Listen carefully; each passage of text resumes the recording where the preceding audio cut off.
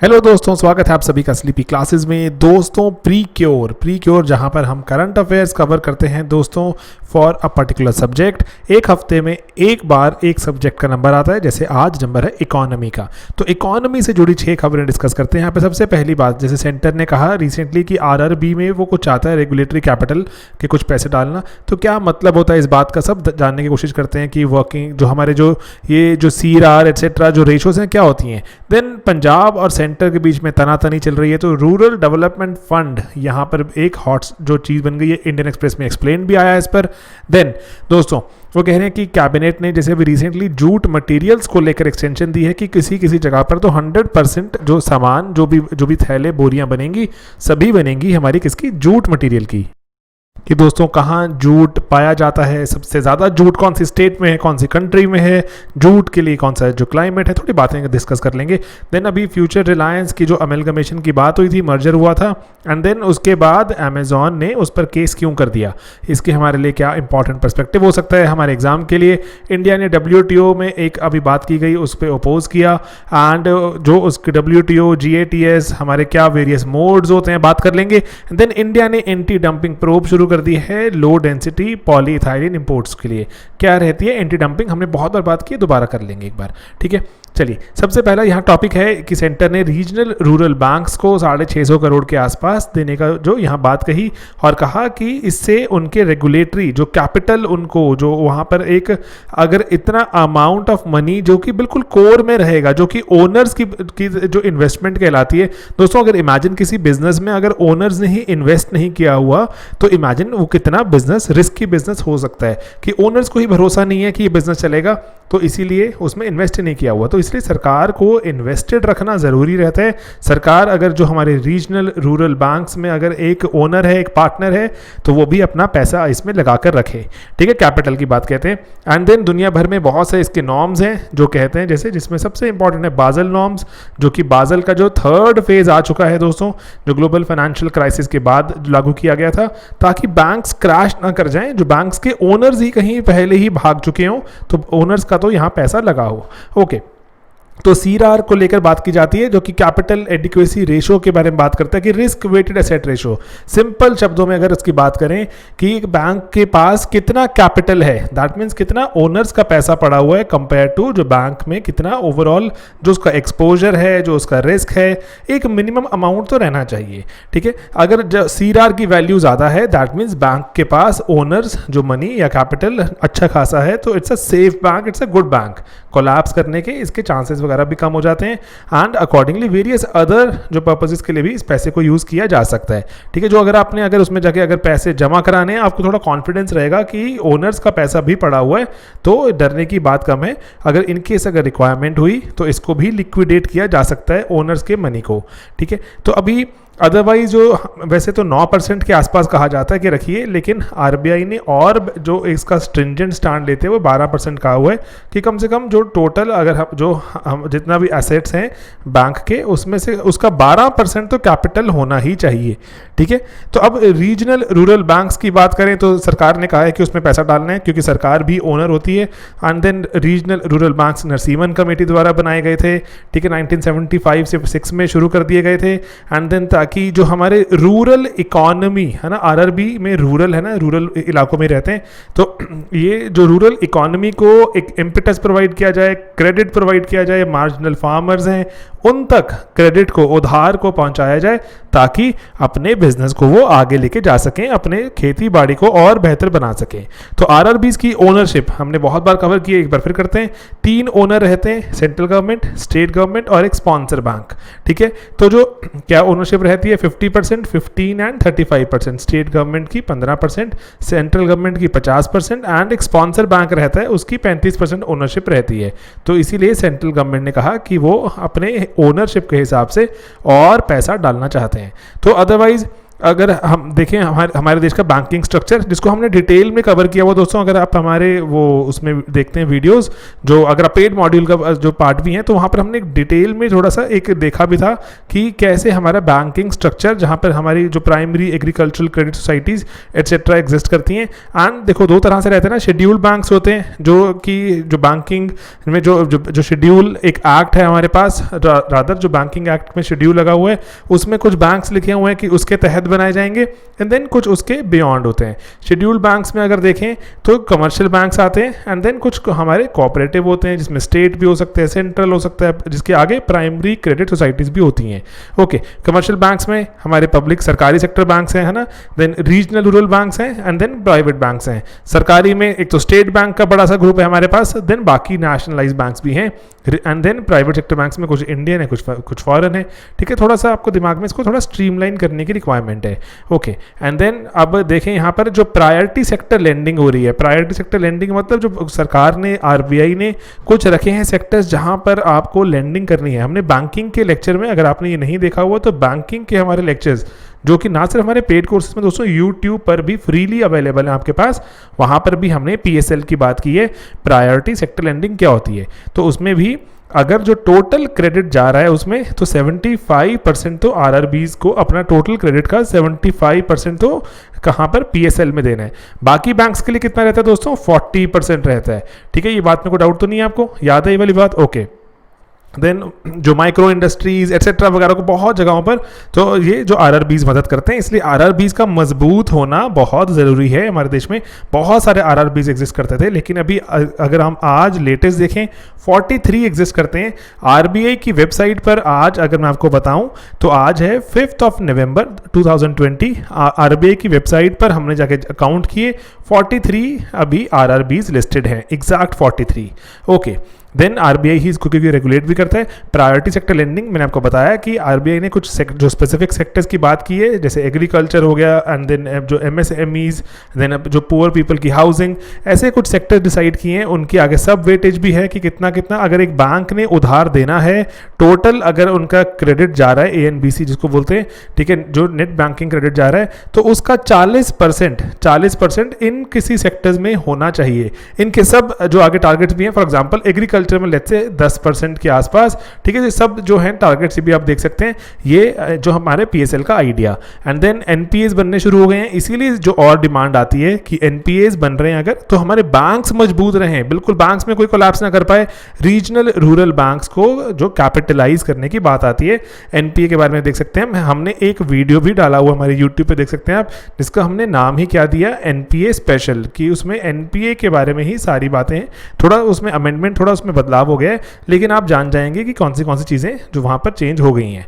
Okay, rural development fund की बात करते हैं। अभी रिसेंटली जैसे अब कोई अगर खरीद करता है एग्रीकल्चरल प्रोड्यूस की, जो कि एग्रीकल्चर में लेट्स से चाहे वीट हो चाहे राइस हो, तो एग्रीकल्चर प्रोड्यूस की जब खरीद होगी तो उस पर 3% के आसपास सेस लगाया जाता है, और वो कहाँ जाता है? रूरल डेवलपमेंट फंड में, जो कि एक्ट के जो तहत ही लगाया जाता है।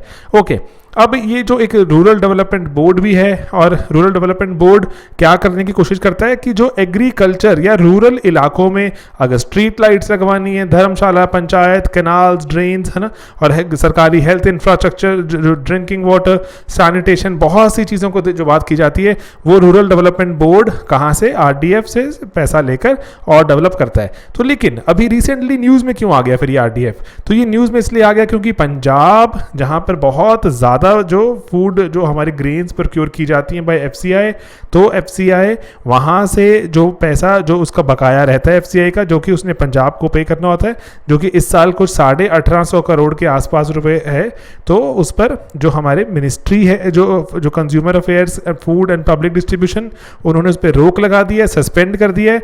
पंजाब से पूछा गया है कि आप बताइए, जो आपने प्रीवियसली जो आपको पैसा आया था आरडीएफ के तहत, आपने क्या वो ये सभी राइटफुल पर्पसेस के लिए यूज किया, या फिर आपने इसको डाइवर्ट कर दिया? तो इसलिए पंजाब और सेंटर की, क्योंकि अभी न्यू जो फार्म लॉज आए हैं, फार्म लॉज पर पंजाब ने प्रोटेस्ट अपना जो दर्ज कराया था, उसके तहत सेंटर और पंजाब में थोड़ी तनातनी चल रही है, उसके तहत आरडीएफ भी रोक दिया गया है। तो दोस्तों यहाँ पर एक इंपॉर्टेंट बात है कि आरडीएफ को आपने आरआईडीएफ जो कि नाबार्ड के तहत चलाया जाता है उससे कंफ्यूज नहीं करना। क्या होता है आरआईडीएफ, ठीक है, क्विक में मुझे 5-6 पॉइंट्स बताओ कमेंट्स में, ठीक है। आरआईडीएफ से कंफ्यूज नहीं करना आरडीएफ को। ऑलराइट, चलिए अगले सवाल की तरफ चलते हैं दोस्तों। अगले सवाल नहीं है, सॉरी, अगले करंट अफेयर्स। ये कैबिनेट ने मंजूरी दे दी है कि कुछ जूट मटेरियल में ही सामान पैक होगा, मैंडेटरी है, ठीक है, ये बाय लॉ बना दिया गया कि आपने इसी में ही सामान पैक करना है। तो जूट प्रोड्यूसिंग स्टेट्स देख लेते हैं पहले हमारी। ये इलाका दोस्तों जहां पर आपकी जो नदियां लाकर बहुत सारी सिल्ट जमा करती हैं, उस इलाके में जूट प्रोडक्शन हमेशा ही ज़्यादा होगा, ठीक है। सिल्ट पर जो सिल्ट और जो रादर जो फ्रेश जो ग्रे हमारी एलुवियम होती है उस पर बहुत डिपेंड करती है जूट की प्रोडक्शन। एंड अगर हम देखें जैसे CCEA ने जो cabinet committee on economic affairs उसने वो एक्सटेंड कर दिया, पहले भी था कि जो फूड ग्रेन्स हैं 100% जूट में पैक होंगे।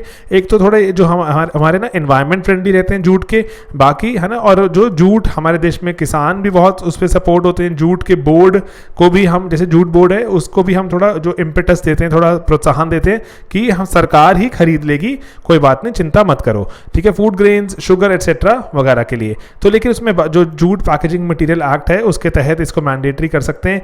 एंड जो ओवरऑल देखें तो अगर किसी में लेट्स से टाइम अगर जूट नहीं प्रोड्यूस हुआ तो वहाँ पर रिलैक्सेशन के भी कुछ प्रोविजंस जो उपलब्ध हैं। अदरवाइज देखिए हमारे देश में टोटल जो जूट प्रोड्यूस होता है उसमें वेस्ट बंगाल नंबर 1 है, आधे से ज़्यादा हमारे देश का जूट वेस्ट बंगाल में प्रोड्यूस होता है। एंड देन जो मेजर कंट्रीज हैं इंडिया, बांग्लादेश, चाइना, थाईलैंड, तो इंडिया दुनिया में अप्रॉक्सीमेटली आधे के आसपास जूट प्रोड्यूस करता है। सबसे ज़्यादा जूट प्रोड्यूसिंग कंट्री हमारी इंडिया है। एंड देन दुनिया में देखें अगर जो रॉ जूट की बात करें एंड जूट गुड्स, तो 50% के आसपास जो रॉ जूट इंडिया में होता है, एंड दुनिया में जो जूट गुड्स हैं 40% के आसपास भारत से जाते हैं। एंड देन उसके बाद अगर जूट की हम अगर एग्रीकल्चरल परस्पेक्टिव से देखें कि जूट कहाँ और कितने टेम्परेचर में 24 डिग्री से 38 डिग्री के बीच में इसको उगाया जा सकता है। एंड देन इसको मिनिमम रेनफॉल चाहिए 1000 mm की, दैट इज वाई जो आपको मैंने मैप दिखाया था जहाँ पर रेनफॉल भी अप्रोप्रिएट है, ठीक है, इस इलाके में। एंड देन यहाँ पर जो फ्रेश जो एलुवियम भी ग्रे एलुवियम बोलते हैं वो भी अवेलेबल है, ठीक है दोस्तों। तो ये न्यू ग्रे एलुवियल सॉइल जो कि जिसकी डेप्थ भी अच्छी हो, जो सेल्ट हो, क्योंकि एनुअल फ्लड्स आते हैं तो उससे सिल्ट बहुत सारी रिसीव होती है, बहुत सूटेबल रहती है जूट के ग्रोथ के लिए। अदरवाइज वैसे सैंडी लूम्स और जिसमें हमारे क्लेई लूम्स में भी ये उग जाता है जूट, ठीक है, और उसकी कोई चिंता की बात नहीं होती, लेकिन पानी चाहिए इसको बहुत सारा, ठीक है। तो 1850 में हमारे देश में जूट की पहली बार फैक्ट्री लगाई गई थी। उसके बाद आपको पता है कि इवन बंगाल में जब ब्रिटिशर्स आए उन्होंने बहुत मैसिव लेवल पे जूट को भी प्रोड्यूस किया था।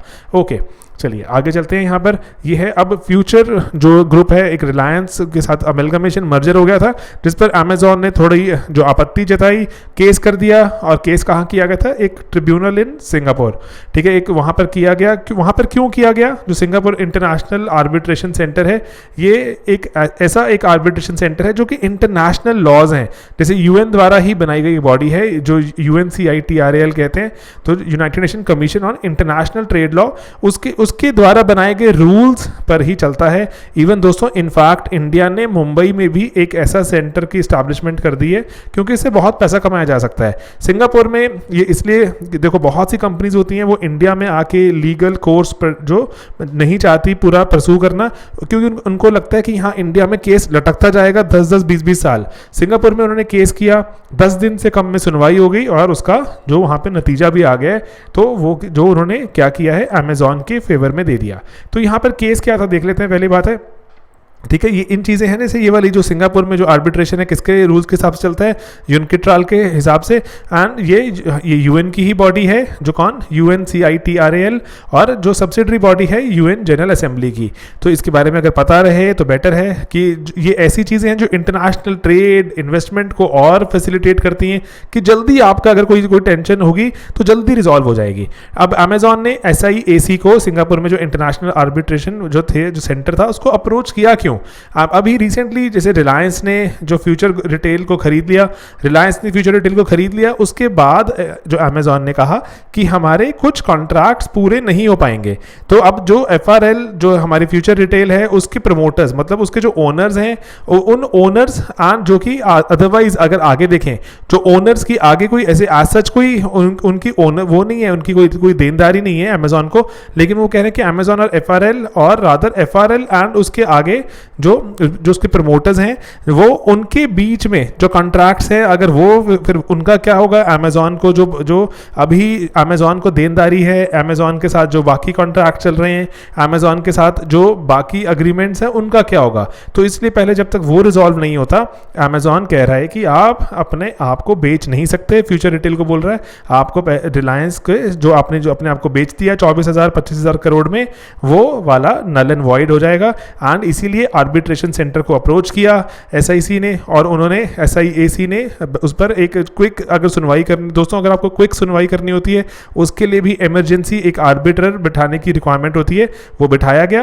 एंड उसके बाद अमेजॉन के फेवर में आ गया कि ये जो अभी अमेलगमेशन जो मर्जर की बात हो रही है इसको रोक दिया जाए। एंड देन उसके बाद अभी अमेजॉन की जो बात तो हो गई, लेकिन फ्यूचर ग्रुप वाले कहते हैं कि ये जो सिंगापुर में पर्टिकुलरली जो अभी एक ऑर्डर आया है वो हम पर वैलिड नहीं है, क्योंकि हमने जो भी रिलायंस को अपना सामान बेचा है, टोटल अपने आप को अगर बेच दिया तो अपने ग्रुप को बेच दिया, तो वो इंडिया के लॉज के हिसाब से चलेगा, वो SIAC या फिर ये जो आउटसाइड इंडिया के लॉज के हिसाब से नहीं गवर्नड, तो हमें रुकने की रिक्वायरमेंट नहीं है, हम तो overall we are going ahead with the merger. तो लेकिन अब अमेजॉन कह रहा है कि आप ऐसा नहीं कर सकते, क्योंकि आपने खुद ही पहले अग्री किया था कि अगर कोई हमारे बीच में कोई डिस्प्यूट होगा तो हम उसको सिंगापुर के सेंटर में रिजॉल्व कर लेंगे। अब आप इस प्रॉमिस से नहीं मुकर सकते।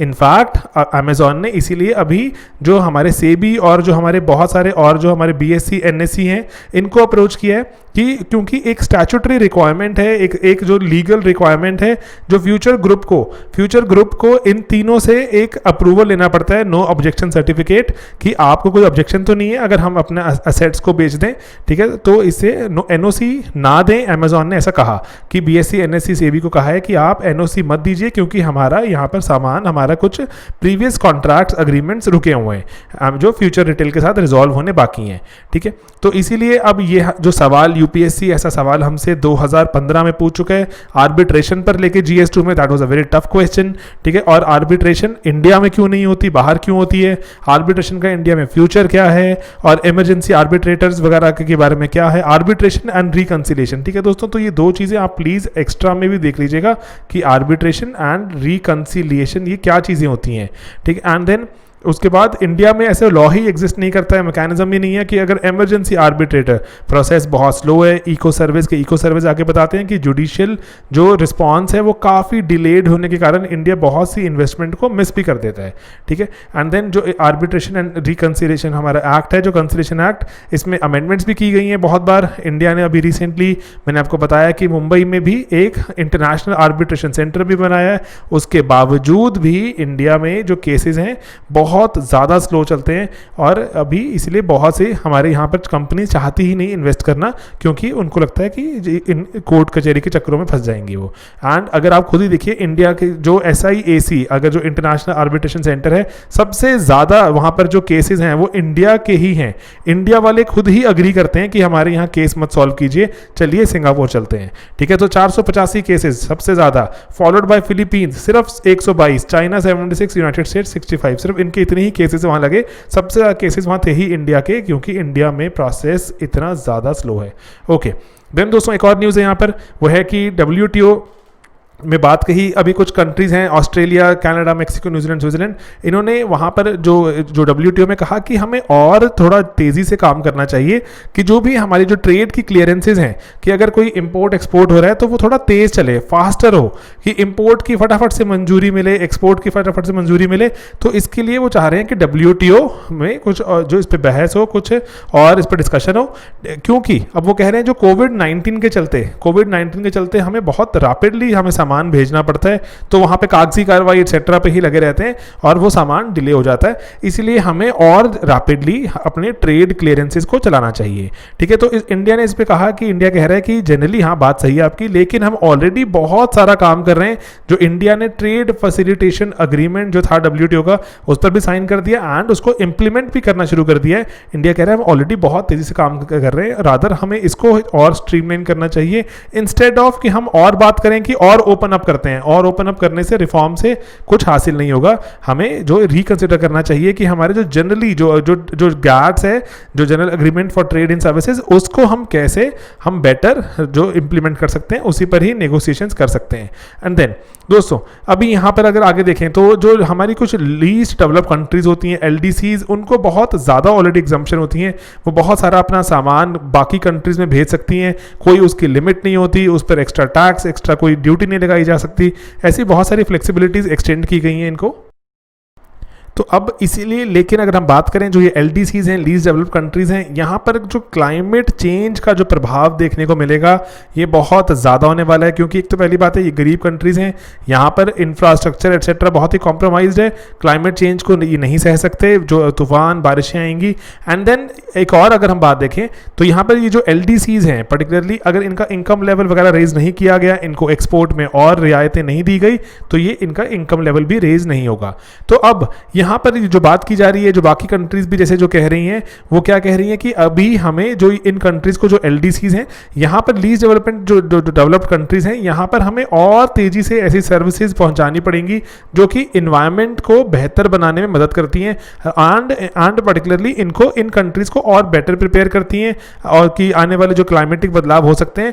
एंड जो ओवरऑल देखें तो जो क्लाइमेट न्यूट्रल जिनका स्टेटस रहे, कि क्लाइमेट को ये ठीक करेंगी, लॉन्ग टर्म में क्लाइमेट को जो बेहतर बनाएंगी, ऐसी चीज़ों को हमें और जल्दी अप्रूव करना चाहिए। इंपोर्ट एक्सपोर्ट इसका और रैपिड होना चाहिए। तो WTO के बारे में भी यहाँ पे 2-4 बातें देख लेते हैं कि कब बनाया गया था। माराकेश एग्रीमेंट से उसके पहले GATT कहलाता था, ठीक है, जो general agreement on tariffs and trade. And then उसके बाद इंडिया इसका मेंबर बना। देन उसके बाद 1995 में जब इंडिया फाउंडिंग मेंबर्स में से ही एक है जो GATT का, क्योंकि इंडिया मेंबर था ही, उसके बाद इंडिया ने जब GATT से WTO बनाया गया, इंडिया उसको मेंबर था। दोस्तों WTO पे बहुत ही ज़्यादा एक डिटेल्ड और एक ऑल एनकम्पसिंग लेक्चर एग्जिस्ट करता है हमारी वेबसाइट पर, हमारी स्लीपी क्लासेस पर, यूट्यूब पर, उसको डेफिनेटली देख सकते हैं आप। देन मोस्ट फेवर्ड नेशन का कॉन्सेप्ट है ना, ये सब बातें की हमने। What is general agreement on trades in services, जो ट्रीटी है, इस बार इस पर UPSC ने सवाल भी पूछ लिया प्रीलिम्स पे, तो ये हमारा थोड़ा हेल्प होती थी कि सॉल्व करने में। देन 4 मोड्स ऑफ सप्लाई कौन से रहते हैं, मोड 1, मोड 2, मोड 3, मोड 4। ये पूरा ओवरऑल सर्विस के मैकेनिज्म को समझाने की ट्राई करते हैं कि आप अपने घर से बैठ के अगर सर्विसेज दे रहे हैं बाहर की किसी कंट्री में, मोड 1 कहलाती है। एंड देन कि आप अपने घर से बैठ के अगर आप जो सर्विसेज दे रहे हैं बाहर किसी कंट्री में, तो दोनों मोड 1 मोड 2 दोनों ही वही हैं कि, लेकिन इसमें जो प्राइमरी फ़र्क क्या रहेगा कि आपकी जो सर्विस डिलीवरी है, सर्विस डिलीवरी विद इन उनकी टेरिटरी होती है, ठीक है, पहले मोड में कि service delivered with in the territory of the member. जो मेंबर, जैसे अगर हम USA में अगर हम कुछ उनको सर्विसेज दे रहे हैं इंडिया में बैठ के, ठीक, एंड तो वो जो क्रॉस बॉर्डर सप्लाई हो रही है तो मोड 1 कहलाएगी। कंजम्पशन भी उसकी अगर बाहर ही हो रही है, ठीक है, कंजम्पशन अगर बाहर का मतलब जो उस सर्विस को जो कंज्यूम करने वाला जो इंसान है वो भी अगर बाहर की ही कंट्री का है, आपकी अपनी कंट्री का नहीं है। इंडिया में जैसे अगर हम कुछ अगर कॉल सेंटर एक्सेट्रा की सप्लाई दे रहे हैं सामान की, जो USA के कंज्यूमर्स को मिल रही है या USA के क्लाइंट्स को अगर हम डील कर रहे हैं, तो मोड 2 की तरफ आनी शुरू हो जाएगी, क्योंकि वो कंजम्पशन भी अब्रॉड है।